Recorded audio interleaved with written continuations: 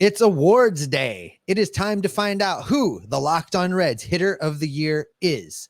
We're also going to find out who the winner of the coveted Locked On Reds Pitcher of the Year award is. And also, we will dig into who is the winner of the most obscure of the obscure ex-Reds. That's all today on the Locked On Reds podcast. Roll the intro. You are Locked On Reds, your daily Cincinnati Reds podcast, part of the Locked On Podcast Network, your team every day. You are Locked On Reds with myself, Jeff Carr, and my co-host, Stephen Offenbaker. We are lifelong Cincinnati Reds fans that have turned an addiction to this club into information for you. Locked On Reds is part of the Locked On Podcast Network, your team every day. Thanks as always for making us your first listen. We're free and available on all platforms. On today's episode, it is time for the Locked On Reds podcast to officially hand out its awards: best hitter, best pitcher, and the guy who you're going to be able to regale all your friends with the fact that you know this guy's name, the most obscure Red from 2022. The guy that in a few years, whenever you're trying to win a bet, you're going to be able to win that bet. We're going to pick all of those here. But first, Steve, we have got to start off with the best hitter, because this, quite frankly, was the hardest to choose because there were candidates. There were a lot of candidates, if you call candidates people that just put on the Reds uniform and happened to get to walk across the field. So listen, we imposed some rules for the listeners out there. We imposed some rules on ourselves as far as picking the hitter of the year. And for the hitters, it was just this: they had to have appeared in 50 games for the Reds in order to be considered for hitter of the year. So with that cap put in place, we combed through the data. We looked at all of the statistics, and Jeff and I came to two different conclusions about who we think the hitter of the year is. So I'm going to announce mine first, and we'll debate it a little bit and then move on to Jeff's. For me, the hitter of the year for the Cincinnati Reds is a guy that only managed to play half a season in Cincinnati. He's currently still going strong in the playoffs for the San Diego Padres. That is Brandon Drury. Listen, while this guy was here, while he was in Cincinnati, he absolutely mashed for this team in a way that nobody expected. He surprised everybody, but what a year. Slash line of 274, 335, 520. That was from 20 home runs, Jeff. He led the team in homers, and he was only here half a year. Nobody else was even close. 59 RBIs. That was all good for an OPS plus, Jeff, of 128. 28% above league average for your Cincinnati Reds. Yeah, Brandon Drury really performed well for the time that he was a Cincinnati Red, especially for a guy that whenever the Reds acquired him in spring training, we're just like, all right, sure, whatever, who cares? And then he came out of nowhere, and he's the big bopper. He's the guy that nobody else could match. And you're talking about some interesting candidates that really didn't even get close to that home run total. Of course, Joey Votto wasn't healthy this year, and Tommy Pham wasn't on the team for much longer than Brandon Drury was. And some other guys who were here for a while just couldn't quite get the long ball rolling. So, yes, you look back on that, he had the power, but he also had quite a few other good hits, good clutch hits. He was not the kind of guy that was an easy out in this lineup, which you couldn't say that about many of the guys, especially, after the trade deadline. This lineup absolutely missed Brandon Drury. It's kind of hard to argue with that. I got another thought though on that, but yeah, I think it's a strong pick. And I think the Reds also did a good job of buying super, super low and then selling when his value could not have been higher. They got a tremendous return for him from the Padres. I think it worked out for the best for Brandon Drury.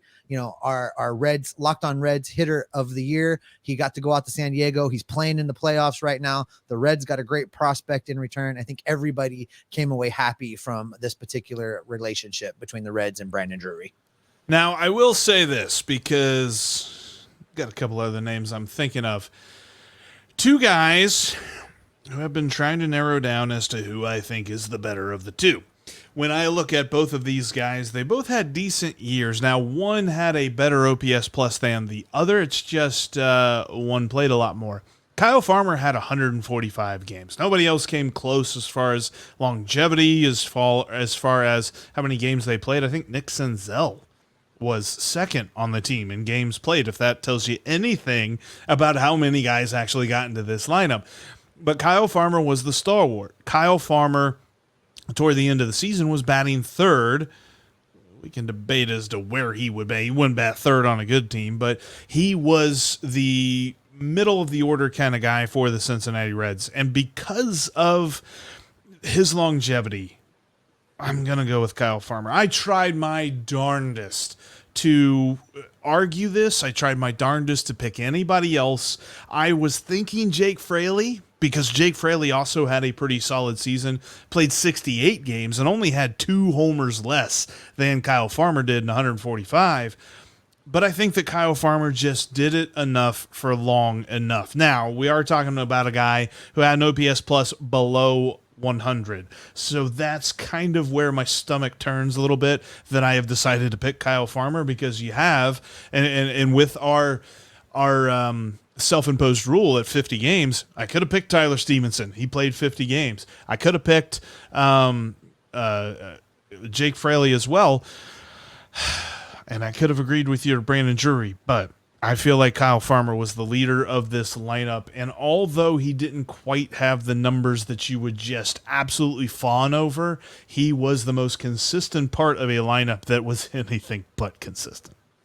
Well, this is not a shocking pick for you, I don't think, because we've already named Kyle Farmer the 2022 team MVP as far as we were concerned, based on a lot of the things you just said. The fact that, he played the most games, he was pretty consistent defensively. He played well in the field, which is something to say for a lot of the guys that the Reds trotted out on this infield. So, I mean, I can see it. For me, I think if I'm forced to choose between the two guys you just mentioned, Farmer or Fraley, I think I go with Fraley, just based on the fact that Jake Fraley's OPS plus was 18% above league average in a much shorter period of time. Yes, but Fraley really performed. And then you look at a larger lens of the intangibles, the gamer, the ball player, the MVP, then you go and you give that award to Kyle Farmer. But I can see why you made the pick that you made.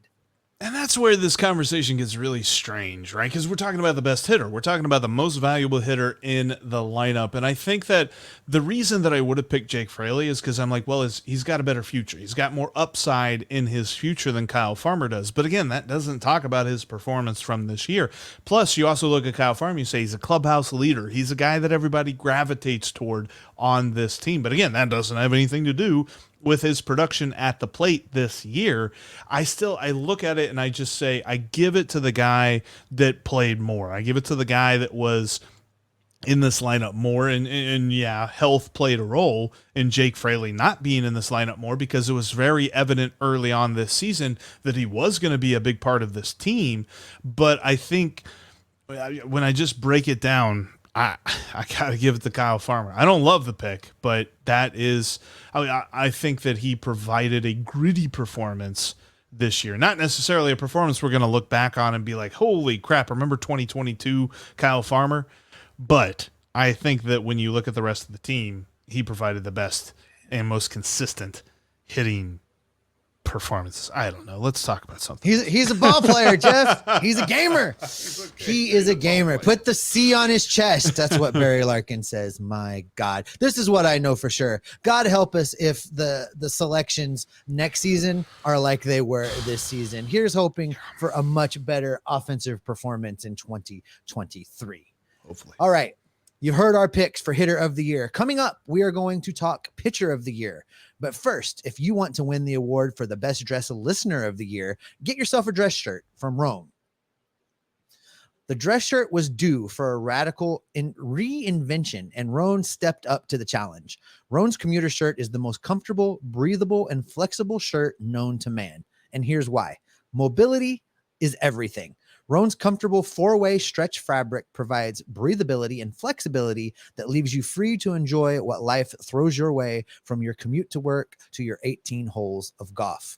Looking good is easy. It's time to feel confident with a wrinkle-free shirt without the hassle. With Roan's wrinkle release technology, wrinkles disappear as you stretch and wear the shirt. It's that easy. Odor-free tech with Gold Fusion anti-odor technology. You'll be smelling fresh and clean all day long. And on top of that, Rhone is 100% machine washable, so you can ditch the dry cleaner altogether. The commuter shirt can get you through any workday and straight into whatever comes next. Head to Rhone.com/lockedon and use the promo code LOCKEDON to save 20% off of your entire order. That's 20% off your entire order when you head to Rhone, RHONE.com/lockedon and use the promo code LOCKEDON. That's 20% off. It's time to find your corner office comfort. Upgrade your closet with Rhone and use the promo code Locked On to save 20% at www.rhone.com/locked on.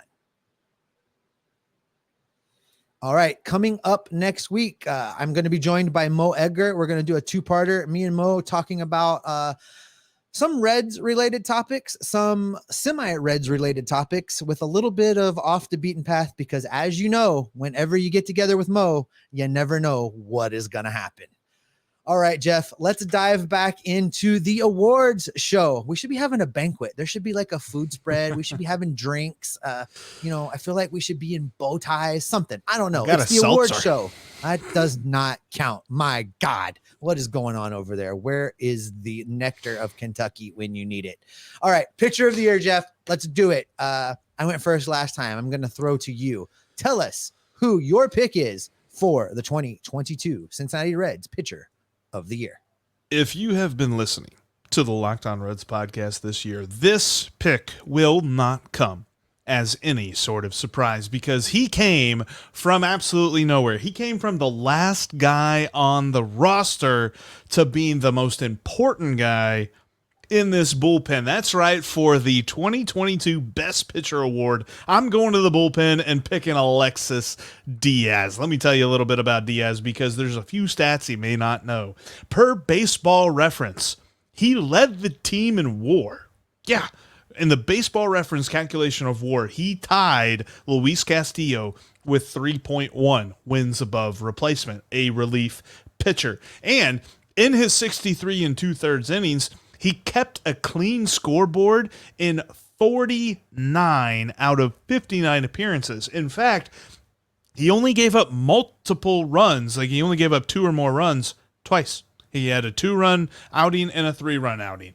Everywhere else was 1 run or no runs. That's the kind of accountability. That's the kind of reliability that you can plan on with Alexis Diaz out of the bullpen. Plus, he only gave up 5 home runs in those 63 2/3 innings. He pitches in Great American Small Park, Steve. If you only give up 5 home runs when you pitch in Great American Ballpark, you should be commended for it. The bullpen has its ace, and his name is Alexis Diaz, and he is the best pitcher on this staff in 2022. Well, everything you said is hard to argue with. Listen, for a guy to be a rookie and come from the last man in the pen to now being someone that you and I are relying on to be the stopper, to be the last man out of the bullpen when the game is on the line. That's a tremendous outcome for Alexis Diaz. You're right. We do need to get him an intro, because it would have been great to kind of roll that music when you announced his name. Looking forward to whatever they come up with for him for next season. But here's the thing, a word of caution. He was the best pitcher in a very, very, very, very, very, very, very bad bullpen on an even worse team. So he didn't get challenged a lot with the high leverage situations that we hope he gets to pitch in next season. So for me to label him pitcher of the year, I don't know if I can go that far. Now, because of the pick that I landed on for pitcher of the year, I would be happy to give him the rookie of the year award for the Reds if we were doing that, which we're not doing that today. But I would maybe go that route, because for me, he still has some stuff to prove. And I think there's at least one other arm in this bullpen that proved itself more valuable, or not in this bullpen, in this pitching staff that proved itself more valuable. All right. I'm intrigued to hear that, because when I look at Alexis Diaz and I see what he brings to this bullpen, there's something that they haven't had in a couple of years. And For those of us baseball fans that would like to count this statistic, who had the most wins on the pitching staff? Oh my God. Yep. It's Alexis Diaz. He also led the team in Yes. saves. Yes. Yes, he did. Yes, Yep, he yep. did. I Do you remember- divulge. Yeah. I don't know if they still do this, but back in the day, Jeff, because you always like to point out that I'm just a skosh older than you. They used to do like the fireman of the year, the Rolaids relief man of the year. That would be Alexis Diaz. I'm totally on board with that because clearly there was nobody better consistently throughout the season coming out of the bullpen than your guy Alexis Diaz. But for pitcher of the year, for the best pitcher on this staff, I immediately started with the line being Luis Castillo. And the reason for that was that 3.1 wins above replacement that you mentioned. And I looked long and hard at that and thought, was he the best performing pitcher of the year? And he had a lot of great starts and ultimately led to the Reds getting a haul for him when he went on his way to Seattle, and shout out to Luis and continued success in the playoffs, we hope. But I wanted to go with a guy that was still on the team. I had already picked Brandon Drury as hitter of the year, a guy that was long gone from the Cincinnati Reds. So for me, I wanted to dial in on a pitcher that was here for the entire year, and that will be here for a long time to come. That, of course, led me to the two rookie pitchers, Nick Lodolo and Hunter Green. And I evaluated both of their performances over the entire year. And in doing that, I settled in on Nick Lodolo being the Cincinnati Reds pitcher of the year. In 19 games started, he pitched a career high for him, 103 1/3 innings of Major League Baseball. That was good for a 3.66 ERA. For the FIP adjustment, goes up just a little bit at 3.9. Here's where it gets good. 131 strikeouts, 39 walks. Let me say that again. 131 strikeouts, 39 walks, and a large portion of that walk to strikeout ratio was skewed in the early starts of the season. If you take second half Nick Lodolo, he was a beast. He was amazing, and he just got better every single time out. One little drawback for him is he hit 19 batters, but he talked openly about it. He's working on that back foot slider, man, and they call it that because it hits the back foot. And that's exactly what he did a lot of the times. The reason that I went with Lodolo over Green, Hunter Green came up with a tremendous amount of hype. I think we weren't fair to Hunter Green with the amount of pressure and the amount that we put on him before he had ever thrown a big league pitch. And then you've got Nick Lodolo, who is starting out in that shadow with, we've got Hunter Green. Oh yeah. And that other guy, Nick Lodolo, he might pitch also. Nick Lodolo was clearly nervous. In his first start, he was not on his game. The adrenaline got the best of him, and then he went nowhere but up from there. Every start out better than the last. Every start became appointment Reds baseball, much like it was for us when Luis Castillo was taking the mound. He replaced Luis Castillo, which I didn't think was going to be possible from one of these rookies this season, but Nick Lodolo delivered, and he has just left me wanting to see more innings from him, wanting to see more starts from him, and I can't wait to see what he does in 2023. And who was it that left him off their top 100 prospects list? I think that was Keith Law. Yeah, Keith Law. You just got blocked. He was wrong about that. My gosh. Nick Lodolo was absolutely phenomenal. And I'll definitely give this to you. Like, that was one thing about Alexis Diaz, is that he did have some struggles with the walks. Again, that was more early on in the season than later on in the season. But still, Alexis Diaz had 33 walks in 63 innings, and Nick Lodolo had 39 walks in 103 innings. So that was, huge difference there. I do look at Lodolo and everything that he has done, and I love, I know the hit batsman thing kind of sticks out to some folks, but again, that's a guy you got to watch to know that those hit batsmen don't mean anything, because he absolutely does not care if they get out of the way or not of that back foot slider, because he's struck out probably as many, if not more, than he has hit with that back foot slider. And there's been a couple of guys that, you watch it and they will swing and then it'll hit them in the back foot, but hey, they swung, so it's a strike. The talent that he has shown and the poise on the mound as well. He does not look like he gets rattled. If he does, he's internalizing it very, very well. The way that he has been able to pitch, and I agree with you, when you compare him and Hunter Green threw 25 more innings or 24 more innings than he did, but Nick Lodolo was the better of the two. And that's why I the early, fan club leader for Nick Lodolo opening day starter, because it's going to be one of those two guys. And I really think Lodolo should be rewarded for the way he progressed through this season. I really think that he delivered on what the expectation of him was. And then he went out and exceeded it. So I'm really excited. And don't get me wrong, I can't wait to see what Hunter Green comes back with. I think we're going to be in a situation where these two guys continue to push each other, and it's going to be 1A, 1B with them alternating throughout the course of their entire careers in Cincinnati. And we'd love to hear from you guys as well. If you're watching here on YouTube, drop us a line in the comments section who you think the best hitter and the best pitcher have been for the Reds in 2022.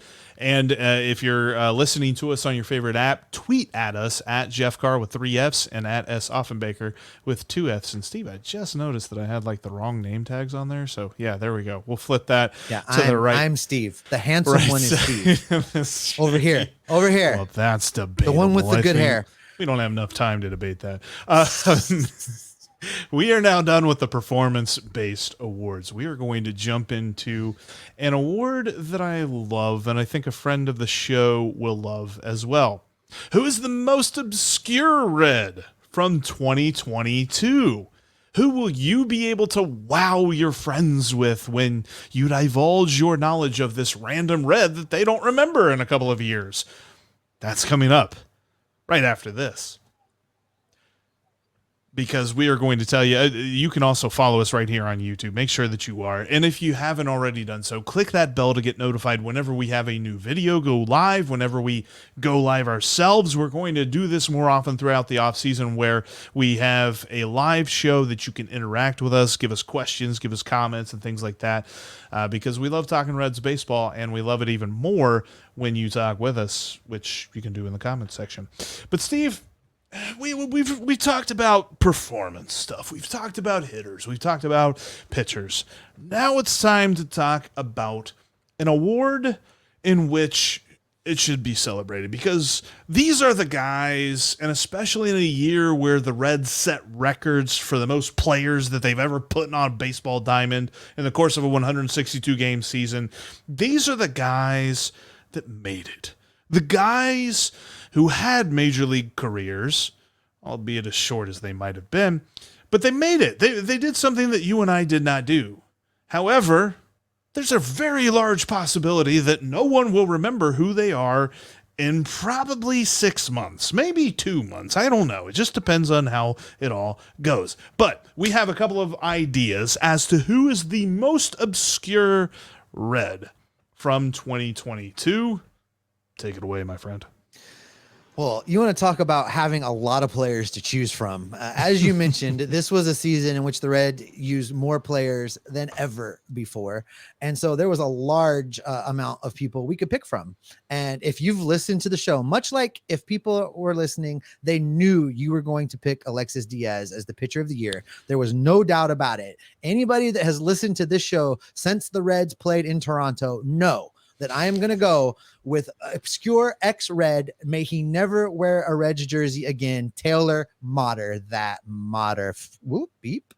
There he is on the screen for the YouTube viewers. Taylor, I always want to call him Tyler. Taylor Motter. He played in 2 games for the Reds in 2022 during that series in Toronto. So I think a lot of people may not even know he existed. It was an away trip to a foreign land. Everybody was focused on Joey Votto's homecoming, and people just may forget that this guy was there. Let's talk about his performance in his whopping 2 games played for your Cincinnati Reds. A negative 0.2 WAR. That's right. Jeff and I both have a better wins above replacement this year than Taylor Motter. He was 1 for 6. Listen to the slash line, Jeffrey. It's just for like the OCD people that have to have things nice and neat and uniform. Here you go. Slash line for Mr. Motter.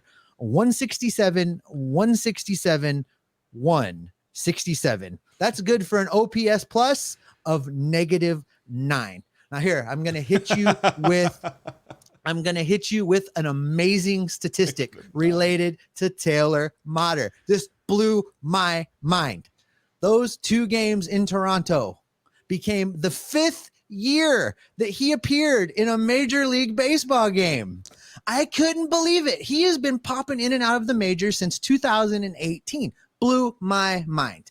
If we were giving out more awards today, though, Jeff, I would give this guy one more award. He would be the winner of the Mike Moustakas Lack of Defense Award. You know, if Mike Moustakas didn't play for this team also.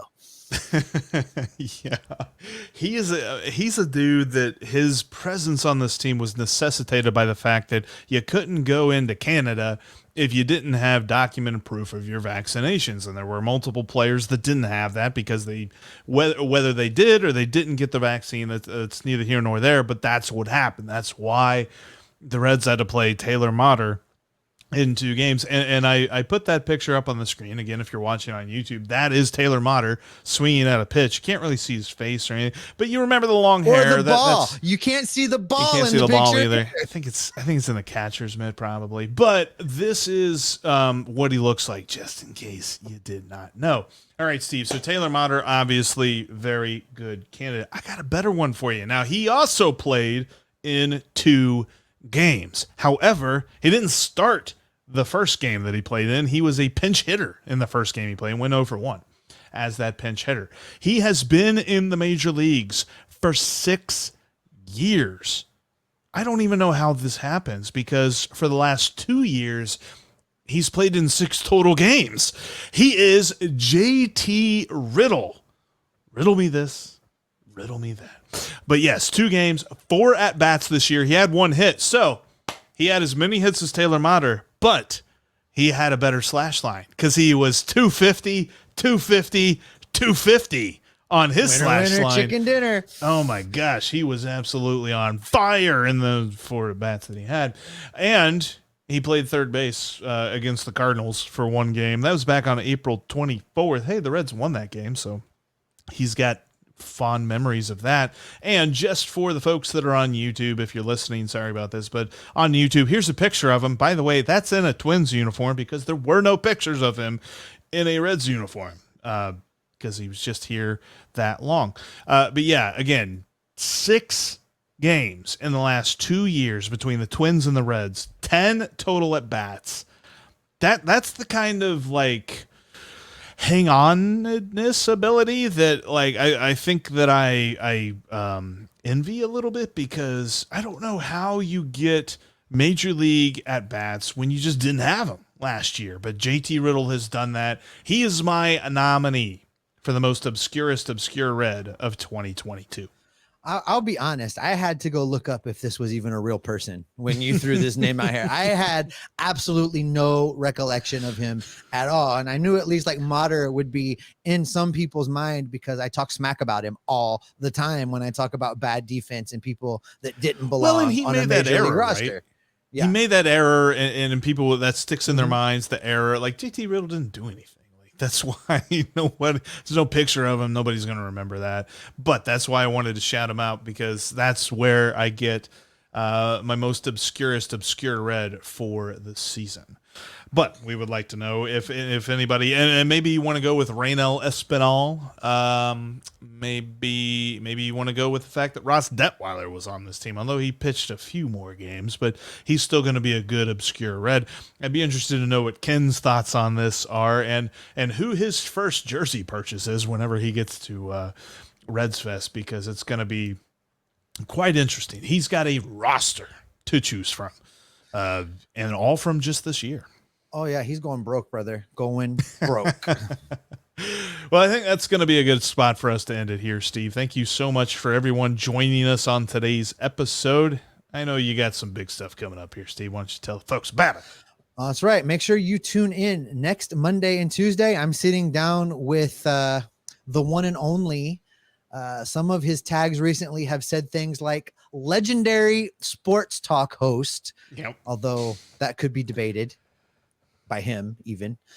The one and only Mo Egger joins the show. And listen, Mo's been on Locked on Reds many times before when it was just Jeff. He was on Reds Alert with me before I came over. It is always a good time when you sit down and talk baseball with Mo, because you just never quite know what kind of tangent he's going to go on and what kind of things he might have to say. So if you want to find out what Mo has to say about a lot of different things, make sure you're subscribed. Make sure you've clicked that notification bell. Those episodes drop early next week. Absolutely. And now go make your second listen Locked On MLB, because Sully has you covered on the MLB playoffs with his unique perspective and plenty of humor on the Locked On MLB podcast that is just like Locked On Reds, free and available on all platforms. Steve, we've got the awards ceremony out of the way, and we have talked about who is staying on this roster next year, at least the players we have confidence in that. So there's plenty more to talk about as to what the Reds have planned for the offseason. What's that mean for you and me? That means we're going to start digging into these players. We're going to talk about what they've done, what they need to do, and what we hope will happen with them as we continue to move towards 2023, because you and me are going to be Locked on Reds all along the way.